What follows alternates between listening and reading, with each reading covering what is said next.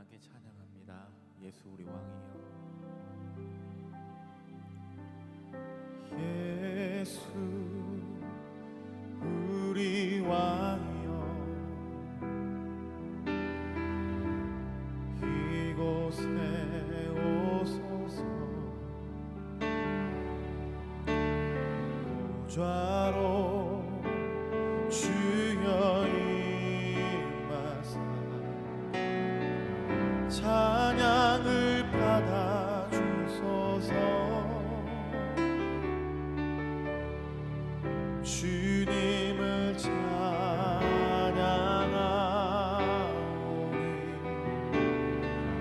주님을 경배하오니 왕이시되 주여 오셔서 좌정하사 다스리소서.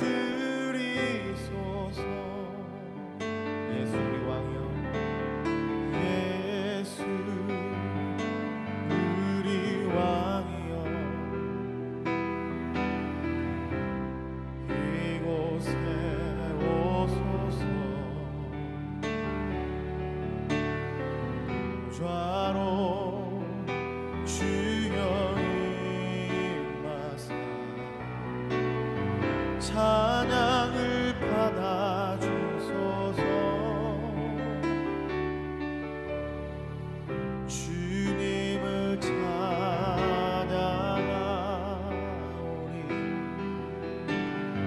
주님을 경배하오니 왕이시되 주여 오셔서 좌정하사 다스리소서. 주님을 찬양하오니 주님을 찬양하오니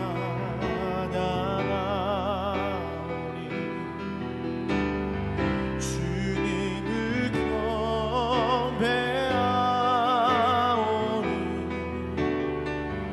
왕이시되 주여 오셔서 좌정하사 다스리소서. 좌정하사 다스리소서.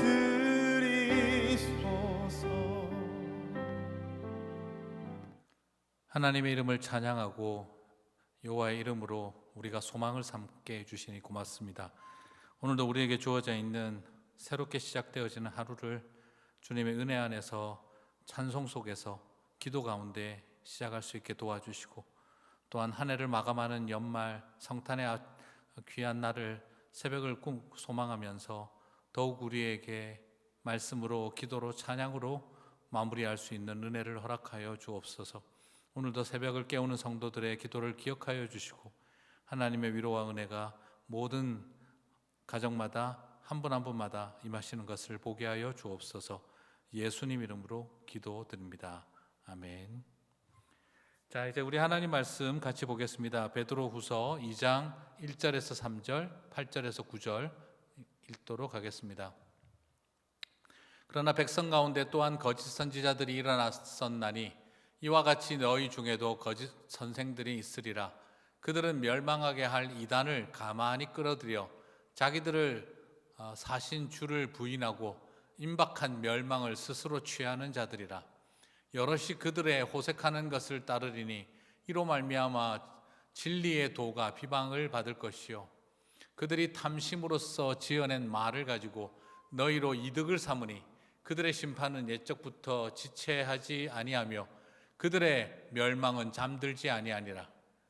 이는 이 의인이 그들 중에 거하여 날마다 저 불법한 행실을 보고 들으므로 그 의로운 심령이 상함이라. 주께서 경건한 자는 시험에서 건지실 줄 아시고 불의한 자는 형벌 아래에 두어 심판날까지 지키시며. 아멘. 네, 오늘은 여러분과 함께 베드로후서 2장 1절에서 9절 사이를 바라보며 거짓이 흥하는 시대에 믿음의 백성들이 걸어가야 할 길은 무엇인지를 살펴보는 시간 갖도록 하겠습니다. 참 베드로후서는 이 핍박의 시대를 살아가는 성도들을 위로하고 소망을 주는 서신이잖아요. 그런데도 불구하고 핍박의 시대를 살아가는 정말 견디기 힘든 그 버겁고 무거운 힘겨운 삶을 살아내야 하는데 그리스도인들에게는 또 다른 고통이 있었어요. 외적으로 당하는 세상으로부터의 핍박과 고통이 있었고, 그리고 내부적으로는 같은 그리스도인들에게 당하는, 믿음의 백성들에게 당하는 심령이 상하는 일, 당하는 일이 있었다는 것입니다. 사실 힘들고 어려운 때 핍박이 많은 시대라면 같은 그리스도인들끼리 서로 의지하고 이겨나가며 격려하며 가야 하는 시대, 그게 맞지 않겠습니까? 하지만 이상하게도 이런 시대임에도 불구하고 베드로후서는 믿음의 백성들이 세상의 핍박보다 더 힘들게 만드는 일이 일어나고 있었다는 것을 보여주고 있습니다. 그것이 바로 거짓 선지자와 거짓 선생들이 이단을 끌어들이며 거짓 선지자와 거짓 선생들이 활개치기 때문이라고 하는 거죠. 자, 지금으로 보면 어려운 말은 아닙니다. 목사님이고 장로님이고 권사님이고 원장님이고 사모님이고 선교사님인 핍박보다 무서운 교회의 적이 되고 있다 하는 이야기가 오늘 베드로후서 2장 1절에서 3절이 보여주고 있습니다. 자, 1절을 보면 그러나 백성 가운데 또한 거짓 선지자들이 일어난다니 이와 같이 너희 중에도 거짓 선생들이 있으리라. 그들은 멸망하게 할 이단을 가만히 끌어들여 자기들을 사신 주를 부인하고 임박한 멸망을 스스로 취하는 자들이라고 하고 있어요. 자, 거짓 선지자 이야기는요, 구약 시대 때 잠시 있었던 이야기가 아니라 예수님이 오시고 성령의 직접적이고 정말 눈앞에 보이는 가시적 역사가 일어나는 초대 교회 때에도 거짓 선지자와 거짓 선생이 많았다는 거죠. 자, 성령의 능력과 은사가 넘치는 초대 교회이면 오히려 이런 사람들이 없어져야 할 텐데 그런 시대 때 보니까 은사가 더하고 능력이 넘치고 방언이 더한 곳에 가짜가 그만큼 넘치더라, 거짓이 그만큼 넘치더라는 것을 말하고 있습니다. 핍박과 순교의 시대라면 얼마나 깨어있는 영적인 시대이고 지도자들이 많이 있겠습니까? 그런데 양면이 발생하더라는 거예요. 핍박으로 언제 잡혀갈런지, 언제 죽을런지 모르고 하고 있던 생업은 피폐해지고, 그리고 빼앗기고 파괴당해서 경제적으로 고통이 밀려오면 믿음의 백성들도요, 순교자적 삶을 가지고 많은 사람들이 순교당하고 콜로세움 경기장에서 정말 사자밥 앞에서도 찬양을 드리고 하고 있지만, 그러나 많은 성도들도 불안한 거예요. 사람이니까. 그렇게 되니까 이 성도들의 불안 심리를 이용해서 정말 영적으로 깨어있는 사람들이 아니라 영적으로 혼탁하게 만드는 거짓 선생과 거짓 선지자들이 그런 기회를 틈타서 창궐하더라는 겁니다. 좀비처럼 정말 거짓 선생과 거짓 선지자들이 일어나더라는 거죠. 오늘날도 세상이 이념과 정치로 갈라지고 팬데믹과 불투명한 미래의 경제 위기가 닥친다 생각하니까 성도들이 더 깨어 있어서 기도하는 사람들이 많은데 오히려 성도들의 이 불안 심리를 이용해서 그들을 더 마음을 흔들어 놓는 거짓 선생과 거짓 선지자들이 창궐한다는 것과 같습니다. 그래서 이들은 마치 성도들을 도와주는 것처럼 길을 제시해주고 시원하게 답을 주는 것처럼 그렇게 말하고, 남이 모르는 음모를 가르쳐주는 것처럼 비밀을 가르쳐 주려고 하고, 그렇게 나름대로 직통 계시 받는 것처럼 말하고 있지만 결국 이 모든 것이 자기 배와 이익을 위해서 불안한 성도들의 심정을 악용하고 있는 사람들이라는 걸 보여주고 있죠. 3절 상반부를 봅니다. 그들은 뭐라고 묘사하고 있습니까? 그들이 탐심으로써 지어낸 말을 가지고 너희로 이득을 삼으니. 자, 거짓 선지자와 선생의 특징이 뭐라는 거죠? 탐욕을 가지고 지어낸 말을 이용한다는 거예요. 직통 계시를 받는 것처럼 하지만 탐심으로 가득 차서 자신의 직통 계시, 하늘로부터 말을 듣는 게 아니라 탐심의 말을 들어 지어내고 있다라는 겁니다. 이 탐심으로 지어냈다라는 말은요, 의도성을 가지고 사실을 왜곡, 과장, 축소하여 비틀어내는 말들이라는 겁니다. 약간의 팩트의 기초에서 음모와 소설을 집어넣어서 팩트 플러스 픽션과 같은, 그래서 팩션이 되고 있는, 그래서 음모론으로 가득 차 있는 그런 이야기들을 마치 신비로운 하늘의 계시인 것처럼 말하고 있다는 겁니다. 음모로 썰을 풀고 있으면서 그것이 마치 하늘 계시인 것처럼 말한다는 거죠. 전형적으로 아님 말고와 같은 태도입니다. 요즘 많이 쓰는 표현이죠. 가장 공신력 있고 객관적 사실, 팩트를 전달할 것 같은 기자들이 오히려 더 쓰레기 같은 가짜 뉴스만 양산하더라. 그래서 기레기라는 말을 쓰는 것과 같은 거죠. 가짜 뉴스를 만들어내는 사람들과 사이비 언론들, 그리고 음모론으로 돈을 버는 유튜버들, 그런 사람들을 통칭해서 하는 말과 거의 같습니다.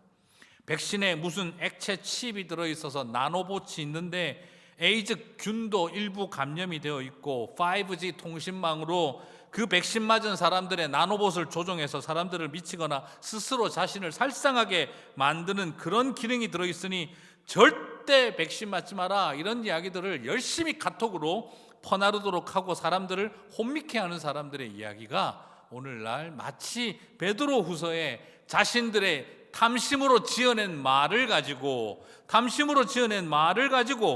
그리고 그들이 사람들을 혼돈스럽게 하고 있다는 겁니다. 자신들의 이득을 삼는 일에 악용하고 있다는 거예요.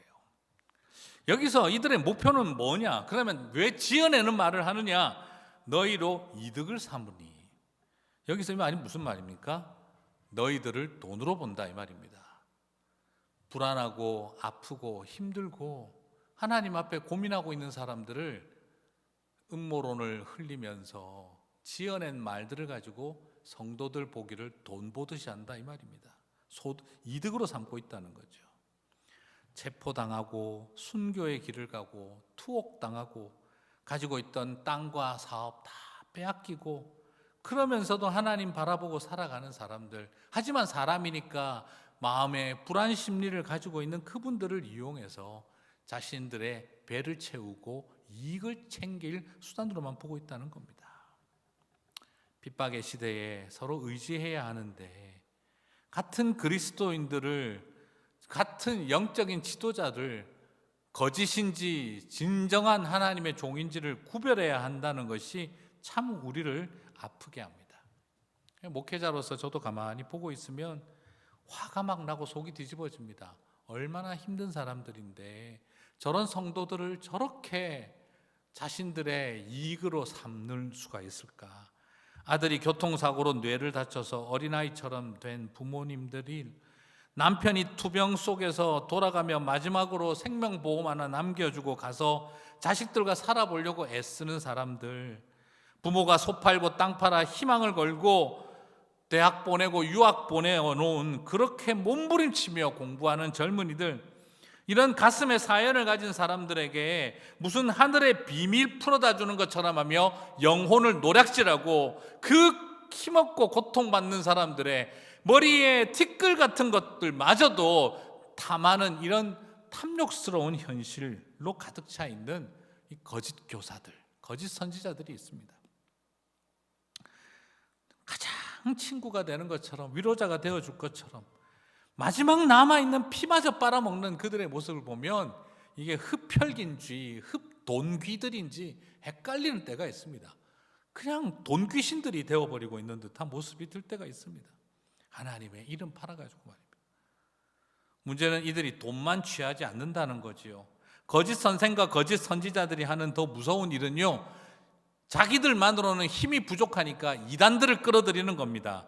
이단들은 어쨌거나 똘똘 뭉쳐서 전적으로 교주를 지지하니까 숫자 늘리고 세를 만들고 파워를 만들기에는 쉬우니까는요. 인원 동원하기 쉬우니까는요.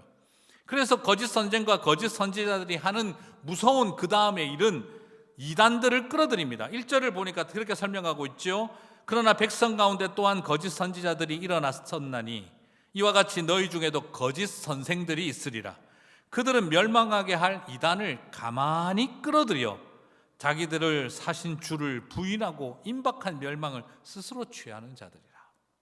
거짓 선지자와 거짓 선생들은 바로 이단을 가만히 끌어들인다. 이게 뭐냐?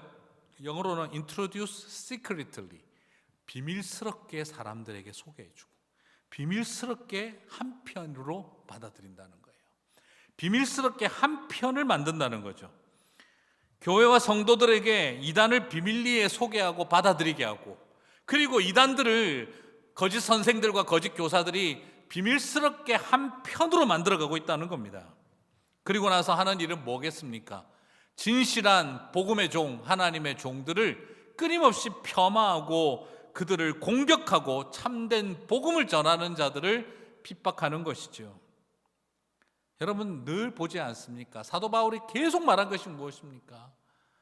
거짓 선생들의 말을 잘 듣는도다, 참된 복음을 전한 내 말을 무시하고 버리는도다, 그렇게 이야기하지 않습니까? 바울이 가장 고통스러워했던 사람들은 바로 거짓 선생들이 이단들을 끌어들일 때입니다. 여러분 가짜는 항상 진짜인 척합니다. 진짜 사람 보고는 인형 같다 그러고 인형 보고는 사람 같다고 하지요. 사람 같다고 해서 다 사람이 아닙니다. 인형이 사람 흉내 내고 있는 것이지요. 인형 놔두고 사람 흉내 내는 걸 조심하십시오. 그건 피노키오보다 못합니다. 피노키오는 거짓말하면 코라도 길어져서 표라도 나지요. 그런데 오늘날 우리 시대에 사람 흉내 내고 있는 선지자 흉내 내고 선생 흉내 내고 있는 거짓들은 코도 길어지지 않습니다. 그래서 티가 안 납니다. 오늘날도 바라봅니다. 한기총 회장이라는 사람이 이단을 해대해주고 자신이 이단적 발언을 해도 아무도 건드리지 않습니다. 말씀 보존학회와 같이 킹제임스 버전만 봐야 구원받는다는 이단 목사가 시대의 선지자를 자처하고 있습니다. 성도들은 그런 것을 분별하지 못한 채 그런 사람들이 마치 교사고 선지자인 것처럼 생각하고 있습니다. 그래서 이 사람들은 존경받고 훌륭한 영적 지도자였던 많은 교회의 기독교 지도자들을, 사람들을 색깔론으로 매도하고 자신들만이 마치 무슨 비밀을 아는 것처럼, 그리고 그동안 교회를 이끌어왔던 하나님의 종들을 세상에 없어져야 할 사람들처럼 그렇게 만들어갑니다. 하지만 사람들은 잘 모릅니다. 그들이 선지자고 참 선생인 줄 알고 바울 같은 사람들을 배척하는 것이죠. 베드로가 오늘 서신을 기록할 때 그때 그 시절에도 그랬고 지금도 어쩌면 비슷하지 않을까 하는 걱정이 듭니다. 이런 시대에 우리에게 소망은 무엇이겠습니까? 소망은 오직 하나님에게 있습니다. 4절과 9절을, 4절에서 9절을 보시면 죄악이 아무리 깊어져도 결국 하나님은 소수의 참 백성을 통해 공의를 이루어 가신다고 합니다. 노아 시대, 소돔과 고모라의 시대, 오늘 4절과 9절은 노아의 시대를 보여주고 소돔과 고모라의 시대를 보여주잖아요.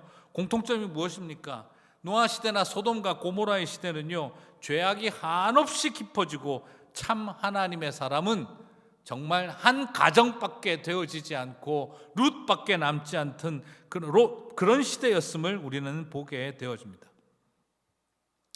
롯 한 사람 바라보고 그리고 노아의 가족 하나 바라보는 시대. 하지만 결국은 무엇입니까? 아무리 하나님의 사람들이 배척당하고 사람들에게 끊임없이 그렇게 공격을 받는다 할지라도 결국 하나님의 공의가 임하고 승리하는 것을 보지 않습니까? 그러므로 우리가 가야 할 길은 무엇이지요? 참아내어야 하는 겁니다. 살아남아야 하고, 거짓 선지자와 거짓 선생들이 일어나서 이단들까지 끌어들이며 진리의 선생들, 진리의 선지자들이 핍박받는 날이 와도 우리는 그것이 당연한 우리가 견뎌내어야 할 하나님의 구속사라는 걸 바라보면서 주님이 붙들고 계신다는 소망을 잃어버리면 안 됩니다. 불신자들의 핍박에서도 우리를 지키시지만 믿는 자들에게 당하는 핍박에서도 하나님이 우리를 지키신다고 약속하는 겁니다. 참 아이러니합니다. 초대교회의 핍박의 시대는 세상으로부터도 핍박당하고 있었지만 거짓 교사와 거짓 선지자와 그들이 가만히 끌어들인 이단들에 의해서도 참된 하나님의 사람들이 고통받던 시대였다는 것이죠. 8절에서 9절을 봅니다. 이는 이 의인이 그들 중에 거하여 날마다 저 불법한 행실을 보고 들음으로 그 의로운 심령이 상함이라. 그래요, 우리 의로운 심령으로 살아보고 싶지만 돌아가는 모습 쳐다보면 내 마음이 찢어지고 내 마음에 쓴물이 생기고 쓴뿌리가 생기는 거죠. 하지만 주께서 경건한 자는 시험에서 건지실 줄 아시고 9절 말씀, 불의한 자는 형벌 아래에 두어 심판날까지 지키시며. 심령이 상하고 속상할 일이 많아도 여러분 꼭 바라보십시오. 소망은 오직 하나님밖에 없습니다. 베드로는 그래서 무엇을 바라봅니까? 이 세상 바라보고 심령이 상하지만 그러나 하나님께서 당신의 백성을 시험에서 건지실 것을 아는 고로 하며 베드로는 그 모든 일을 이겨왔습니다. 고통스러운 세상보다 더 고통스러운 거짓 선생과 이단에게 받는 핍박에서도 소망을 붙들고 주님 한 분만 바라보는 저와 여러분이 되시기를 바랍니다.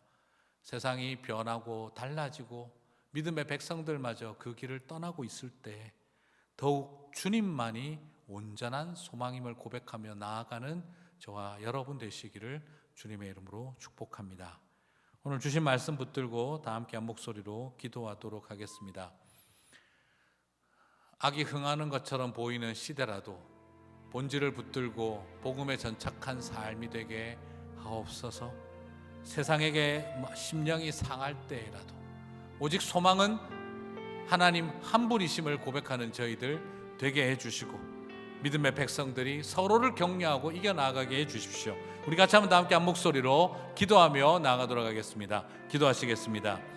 사랑과 자비가 풍성하신 하나님 아버지, 오늘 말씀을 주님 앞에 바라보면서 초대교회 그 아름다웠던 성령의 역사가 풍성했던 시대에도 거짓 선지자와 거짓 선생들이 창궐하고 그들이 이단들을 가만히 끌어들여 교회를 혼탁하게 하고 성도들을 혼미하게 만들어 진리가 왜곡되어지고 멸망의 길로 이끌어갔던 모습을 바라봅니다.